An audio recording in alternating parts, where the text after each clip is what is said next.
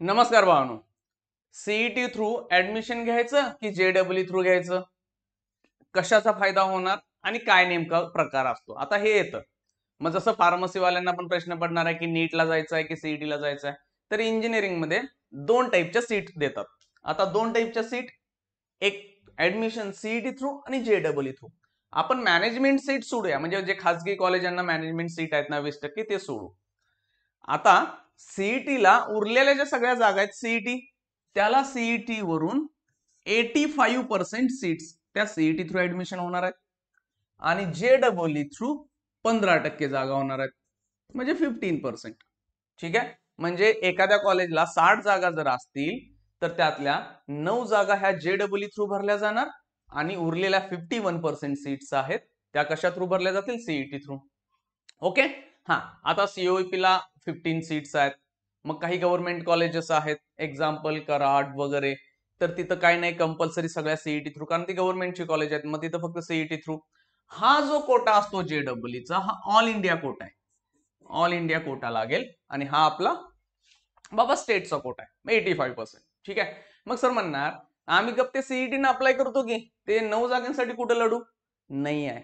Application करते वेळी एक विद्यार्थी सीईटीनं पण अप्लाय करू शकतोय आणि जेडब्ल्यूनं पण करू शकतोय. म्हणजे तुम्ही ऍडमिशन घ्यायचं असेल तर दोन्हींना अप्लाय करा.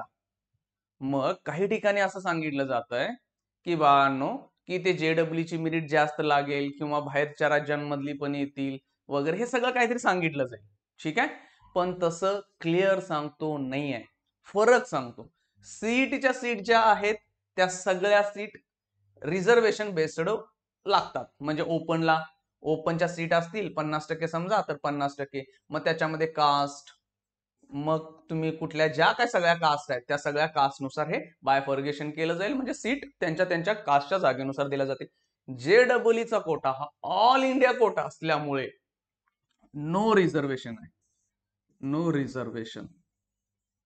ठीक आहे, म्हणजे काय म्हणतोय मी, इथं ह्या सगळ्या सीट्स आहेत, ह्या सगळ्या सीट ओपन थ्रू दिल्या जाणार.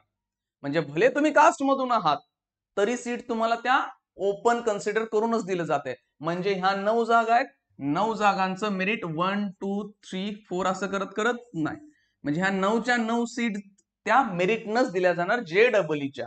हा, मग काही विद्यार्थ्यांना असा डाऊट येतो, सर आम्ही कास्ट मध्ये आहे, मग आम्हाला त्या कास्टच्या बेनिफिट म्हणजे फीचं कन्सेशन वगैरे मिळणार का?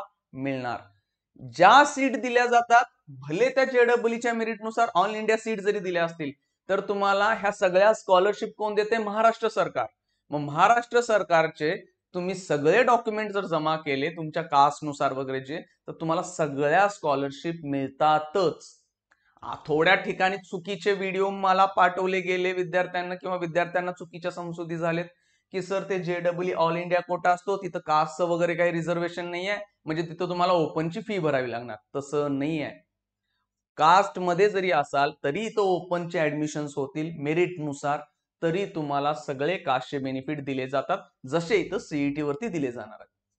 मग तुम्ही म्हणणार मग आमचे जेडब्ल्यूचे मार्क्स तर कमी आहेत, मग आम्ही अप्लाय करू का? हे बघा, 0 मार्क्स जरी असले, 0%, मी म्हणतो चला 0.1% तुम्हाला आहे जेडब्ल्यू मध्ये असं समजू. ठीक आहे, तरी सुद्धा जेडब्ल्यूच्या सीट त्या फक्त जेडब्ल्यूचे मार्क्स असणाऱ्याच विद्यार्थ्यांना दिले जात आहे. म्हणजे आपण असं समजूया की जेडब्ल्यूचे एक 5च विद्यार्थ्यांनी अप्लाय केलं, ठीक आहे, आणि सीईटी वाल्यांनी पण अप्लाय केलं.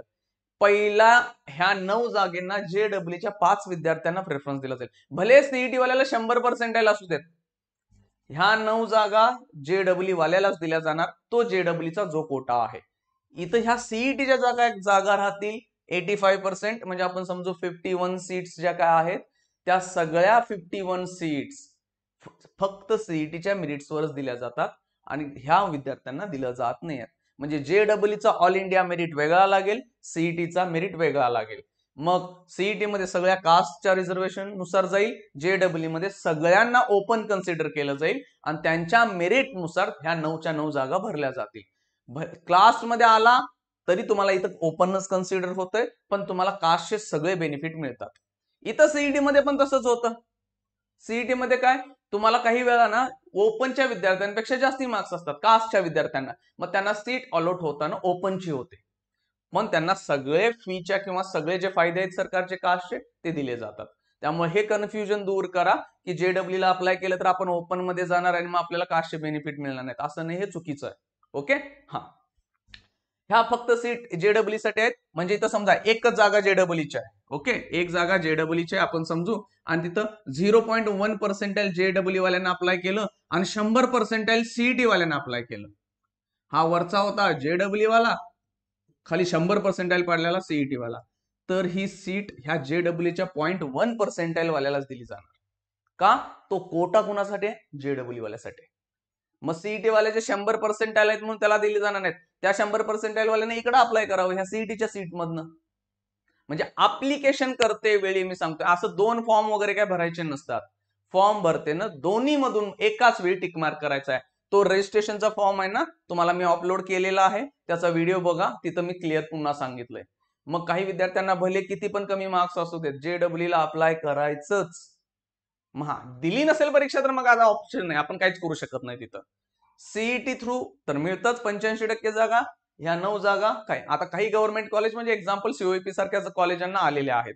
वालचंदची पण दुसरी अनएडेडची एक नवीन ब्रँच निघाल्या मागच्या वर्षीपासून, तिथं पण JEE चा कोटा आहे. मग हे आता महाराष्ट्रातले 3 टॉप कॉलेज जे मी मानतो, VJTI, COEP, वालचंद. COEP आणि वालचंदला JEE सीट आहेत, VJTI ला नाही आहे. ओके, ह्या वर्षीचा सीट मॅट्रिक्स बघूया, परत कुठल्या कुठल्या कॉलेजांना काय काय होणार आहे, अजून तर काही डिटेल नाही आहेत. सीट्स वगैरे वाढतात, ब्रँचेस वाढतात, ते सगळा सीट मॅट्रिक्स आला की आपण त्याच्यावरती व्हिडिओ बनवून डिस्कस करूया. ठीक आहे, त्यामुळे असं मानू नका तुम्ही की CET आणि JEE थ्रू अप्लाय करायचं काय, दोन्हींनी अप्लाय करायचं, मार्क्स किती पण असू देत, हे लक्षात ठेवा. जर तुम्ही असं केलं नाही तर तोटा आहे. अप्लाय करणारा म्हणतो तुला बाबा लय कमी पर्सेंटेज पडले, JEE कशाला करायला, त्याला म्हणायचं कर की बाबा, तुला काय फरक पडालाय, पैसे कुठे थोडीच, नुसतं तर टिक मार्क करायचं आणि मार्क्स टाकायचे आहेत. त्यामुळे इथं ना पैसे एक्स्ट्रा आहेत ना काय, बसा टाका, 0% सुद्धा टाका. बऱ्याच कॉलेजच्या JEE सीट भरत नाहीत. ही मेंटॅलिटी खूप मुलांची असते की मला मार्कच नाहीत, त्याच्यापेक्षा मी CET न अप्लाय करतो. मार्क असू देत नसू देत, 9 सीट रिझर्व्ह आहे, त्यामुळे त्या अप्लाय करा, सीट राहतात त्या. ज्यावेळी JEE सीट भरतच नाहीत ना, मग त्या सीट CETच्या मुलांना दिल्या जातात. मग ती मेरिट तिथं CETची लागते. कधी लागते? ज्यावेळी JEE विद्यार्थी आलेच नाहीत तर. त्यामुळे तुमचे किती पण मार्क्स असू देत, इथं अप्लाय करा. मग CET ने पण अप्लाय करायचं आणि JEE ने पण अप्लाय करायचं, दोन्ही गोष्टींनी जाऊ शकता. ठीक आहे, चला, थँक्यू.